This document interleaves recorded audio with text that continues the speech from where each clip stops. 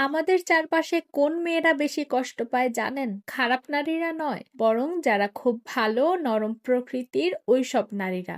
আজ আমি আপনাদের সাথে কিছু সত্যি কথা বলবো, যা আপনার জীবন বদলে দিতে পারে। আপনি যদি সম্মান পেতে চান এবং আপনি যদি সুখী হতে চান, জীবনে এগিয়ে যেতে চান, তাহলে আপনাকে ভালো নারী হওয়ার সাথে সাথে চালাক নারী হওয়াও শিখতে হবে। আশেপাশে তাকিয়ে দেখবেন, যে নারী সবার জন্য সবকিছু করে, সেই নারী দিন শেষে সবচেয়ে বেশি ক্লান্ত হয়।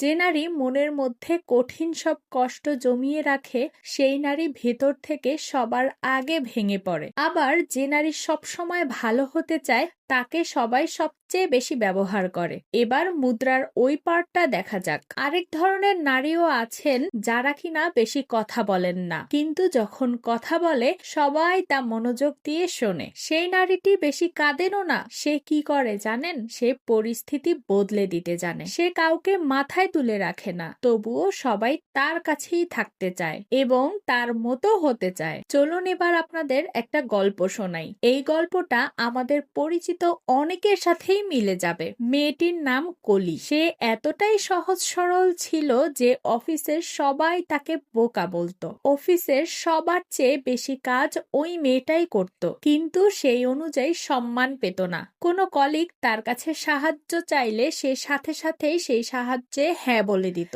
ম্যানেজার বাড়তি কাজ দিলে সে করে ফেলতো। কলি বাড়িতে সবার খেয়াল রাখতো, কিন্তু তার খেয়াল রাখার মতো কেউ ছিল না। এই ব্যাপারে অভিযোগ করলে তার স্বামী তাকে বলতো, তুমি খুবই ইমোশনাল। শ্বশুর বাড়ির লোকজন বলতো, তুমি বেশি বেশি ভাবছো। বাবার বাড়ির লোক বলতো, মানিয়ে নাও। মেয়েটি বুঝতে পারতো না তার দোষটা আসলে কি। চারপাশে হাজার মানুষ থাকার পরেও তার নিজেকে খুব একা মনে হতো। তারপর একটা লাইন তাকে বদলে দিল। লাইনটা ছিল এমন: লোকজন তোমাকে ততটাই সম্মান দিবে যতটা সম্মান তুমি নিজেকে দাও। এরপর থেকে সে কম কাঁদলো আর বেশি ভাবতে শিখলো। সে বুঝতে পারলো সব কাজ নিজের করে নিতে হয় না, সব প্রশ্নের উত্তর দিতে হয় না, সবার উপকার মনে রাখতে হয় না। আর সবচেয়ে বড় যে ব্যাপারটা সে বুঝতে পারলো, তা হলো নিজের দুর্বলতা সবসময় লুকিয়ে রাখতে হয়।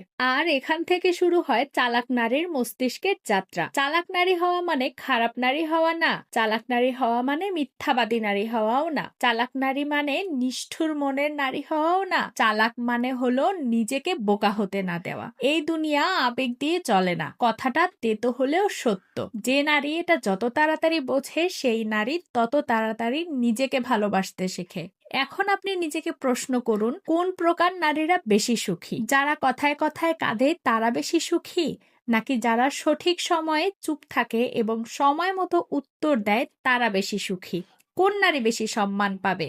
যে তার উপর হওয়া সবকিছু মেনে নেয় সেই নারী, নাকি যে তার সীমারেখা টেনে দেয় সেই নারী? চালাক প্রকৃতির নারীরা এনার্জি নষ্ট করে না। তারা জানে সবচেয়ে দামি সম্পদ হলো নিজের মধ্যে থাকা এনার্জি। সে সবসময় অ্যাভেলেবেল থাকে না। একজন ডাকার সঙ্গে সঙ্গেই সাহায্যের জন্য তার কাছে চলে যায় না। সকল মেসেজের রিপ্লাই সে দেয় না। সবার কল সঙ্গে সঙ্গে রিসিভ করে না। সে জানে যা সহজে পাওয়া যায় তার কদর বেশি দিন থাকে না। চালাক নারীরা জানে কখন হ্যাঁ বলতে হয়, কখন না বলতে হয়, আর কখন চুপ থাকতে হয়। চালাক নারীরা নিজের আবেগ নিয়ন্ত্রণ রাখে, কারণ সে জানে যে আবেগ নিয়ন্ত্রণ রাখতে জানে না, তাকে এই দুনিয়ার সবাই নিয়ন্ত্রণ করে। ছোট্ট একটা কথায় মন খারাপ, একটা বিষয় নিয়ে চিন্তা করে নিজের ব্রেইনের উপর প্রেসার দেয়া, সব কথায় সঙ্গে সঙ্গে রিয়েকশন করা, এগুলো তোমার স্বভাব হলে বুঝে নিবে তোমার জীবনের রিমোট অন্য কারো হাতে। চালাক মস্তিষ্কের নারীরা সাথে সাথে রিয়াকশন করে না, সে ভেবে রেসপন্ড করে। সে সব কথা বলেও না, সবার সব কথায় কষ্ট